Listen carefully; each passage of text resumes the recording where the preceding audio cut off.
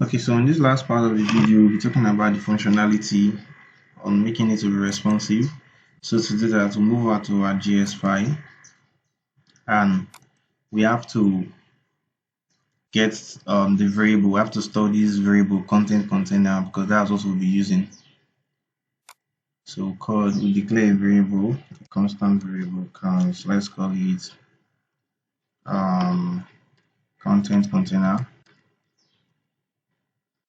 We're using camel casing.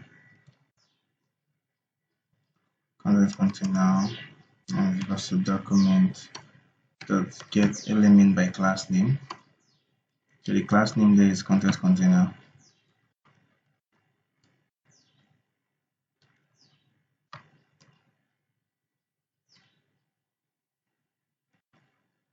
Okay. Now, after doing this, we are going to create a loop so that we have a lot of content containers over here. We have 1, 2, 3, 4. So I'm going to create a loop system whereby I'm going to loop through each of the content containers, and when we click on a particular one, it's going to break at that particular point at it is on the loop and applied an event listener to it. So to do that, we'll use the for loop. So say for I equals 0, I is less than this, our content container dot length, because we're looping through it, I plus plus. So that's going to be our increment. Now, what happens to it? We're going to say when this happens, content container, which is this, dot high, which is we're talking about the particular point at which it has stopped. So if it's going to be the first content container, that's the high, it's going to loop through it. So we're going to add event list now. It's going to be click. We'll be listening to a click event. Click. Then our function we have to run. So this is going to be the function that we run. Now, when you stop at a particular content container, what's going to happen? We want to have a toggle in between the content container, so that it's going to have the particular class on that particular content container. That is, if a particular class, if you are going to give the class, let's say active class, and if that active class is active, is already on that content container, it's going to leave it. But if it's not there, it's going to remove it. So we're going to use toggle instead of using add and remove. I have written this particular code on using add and remove, and it was quite difficult, and lengthy. But if we're using the toggle method, it makes it very, very easy. So we're going to loop through this particular one using the this. Now the this executes the this using this function, the this element of variable, whereas what we call it, it executes that particular content that we are working on, and the one is going to execute here is the content container. But if we are using an arrow function, if we are using the this in the arrow function, it doesn't execute the content container, it executes the parent of it, which is outside it. It executes something outside it. So that's why I'm using the native function for this particular code. If not, I love using the arrow function.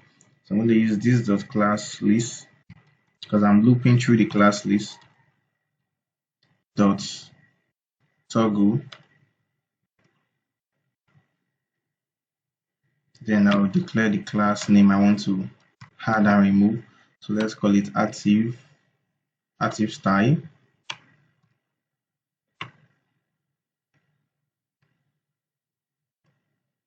So that's going to be the name.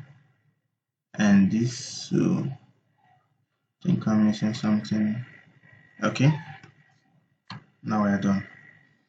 Now, so we're going to style the active. To do that, we'll move over to our question, because the question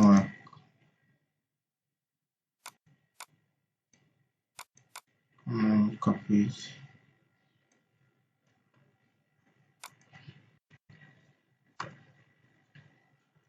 So when dot accordion dot content container dot active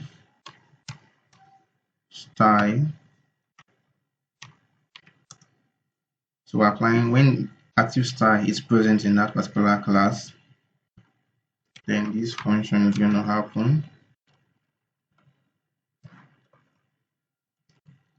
Then we want our answer to have an height of, let's say, 100 pixels. Want to have an height of 100 pixels. So let's see if it's working very well. Now it's working. You can see it's having an height of 100 pixels.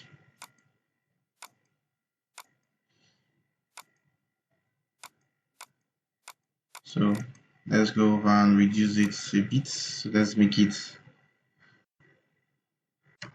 90 pixels. That's okay. Now I want to add a transition over it. Transition of 0.5 seconds. So you're gonna have this transition. Now you see going back, it doesn't have that transition. So we're going to go to the first one that have this dot answer, the first design. So we're going to give it a transition over here as well.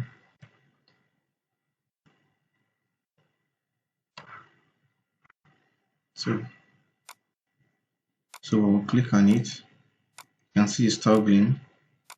It's going very well and everything is working perfectly. But now we'll click on it.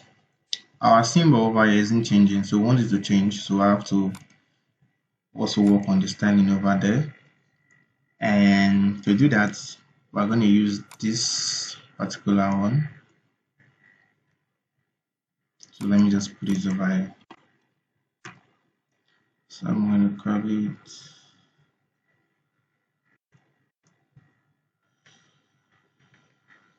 comma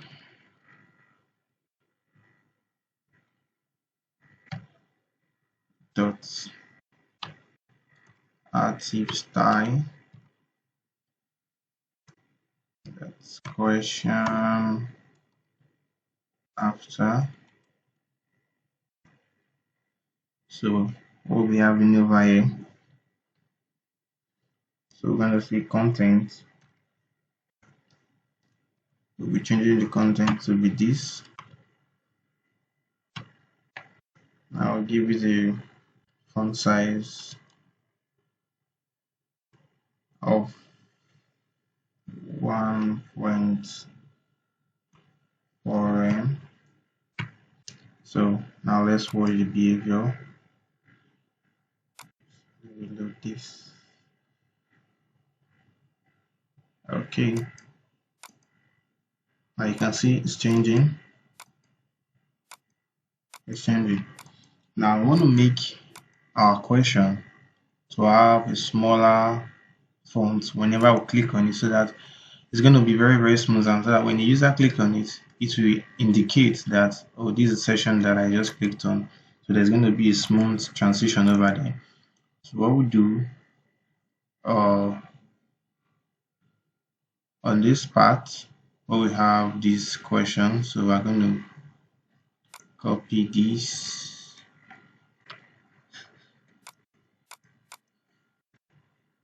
paste over here.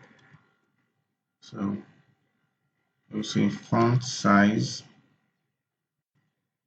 1.2 rem. So now let's watch what happens. It's reducing, so let's add a little transition to it.